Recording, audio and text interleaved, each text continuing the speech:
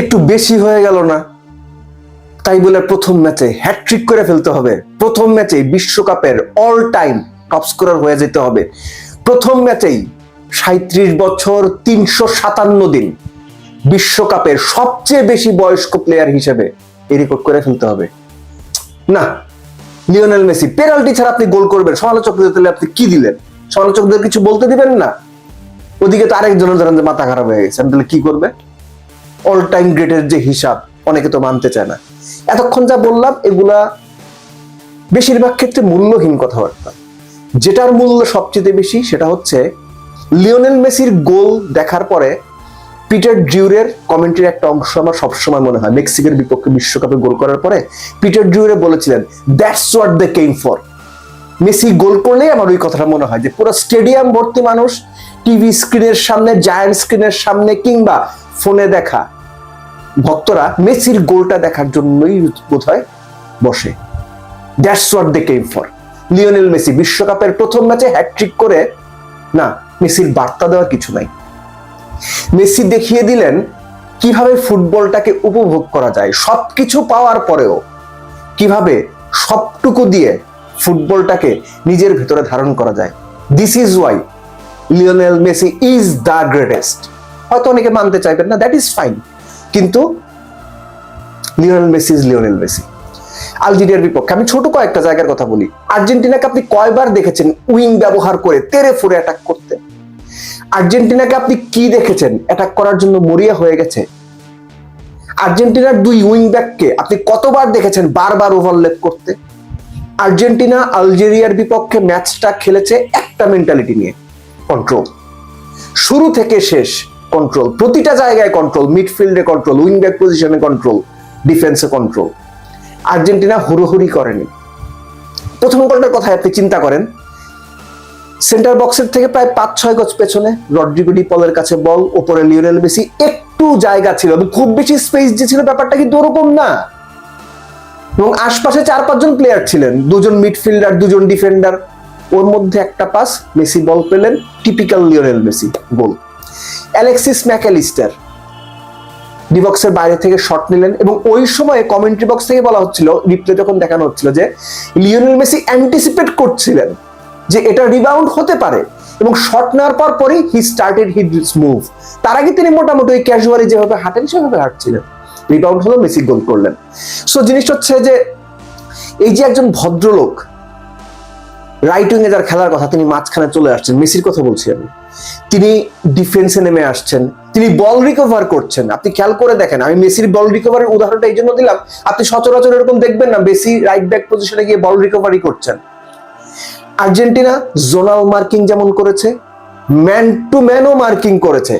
Argentina কখনোই অপোনেন্টের পায়ে বল যাওয়া মাত্র 7-8 জন মিলে দিচ্ছে চলে আসেনি, বরং ওপরেই প্রেস করার চেষ্টা করেছে যেন মিডফিল্ড থেকে বলটা রিকভারি করা যায়, ডিফেন্স পর্যন্ত গিয়ে ওই রিস্কটা না নিতে হয় কিংবা ওই ক্যালামিটি তৈরি না হয়। আর্জেন্টিনার প্রথম কর্নার পেয়েছে কখন মনে করে দেখেন তো, 60 মিনিটের সময়। সো আর্জেন্টিনা ওভার অ্যাটাকিং হতে যায়নি, আর্জেন্টিনা 30 গোল করতে যায়নি। আর্জেন্টিনা খুব ভালো জানতো ম্যাচ যদি কন্ট্রোল করা যায়, টেম্পো যদি নিয়ন্ত্রণ করা যায়, এবং ইন্টারেস্টিংলি দুই উইং ব্যাককে, নর্মালি আমরা বিশ্বকাপের এখনো যে ম্যাচগুলো হয়েছে বেশিরভাগ ম্যাচে দেখে কিংবা সবসময় দেখে অভ্যস্ত যে তাদেরকে অনেক বেশি ওভারল্যাপিং করানো কিংবা তাদেরকে অনেক বেশি নিচে নামিয়ে আনা, কারণ এই ধরনের ট্যাকটিক্সে যাননি, মাঝখানটা কন্ট্রোল করতে চেয়েছেন। কখনো 3 মিডফিল্ডার, কখনো 3 মিডফিল্ডারের সাথে এক্সট্রা একজন, ফার্স্ট হাফে আলমাদা ছিলেন। সো এই যে কন্ট্রোল করে ম্যাচ জেতা, আর্জেন্টিনা একটা স্টেটমেন্ট দিল যে অ্যাকচুয়ালি এই বিশ্বকাপে, ওই যে ম্যাচের আগের দিন আমি বলেছিলাম যে বিশ্বকাপের টানা 5 ম্যাচে 5টা স্ট্র্যাটেজিতে যে কোচ দল সাজাতে পারেন, মাঠে নামানোর সাহস দেখান, তিনি কি করবেন ভাই কেউ জানে না। আপনি নিশ্চিত থাকেন অস্ট্রিয়ার বিপক্ষে ম্যাচ, যেটা লিওনেল মেসির জন্মদিনের 2 দিন পরে, সেখানে আর্জেন্টিনা হয়তো অন্য কোনো স্ট্র্যাটেজিতে যাবে। এনিওয়েজ যখন হ্যাটট্রিকটা হয়ে গেল, typical Lionel Messi goal, and that's what they came for, that's what we all waited for। যখন থার্ড গোলটা হয়ে গেল তখন আর Algeria no way back, in fact second গোলের পরেই তাদের আর নো ওয়ে ব্যাক।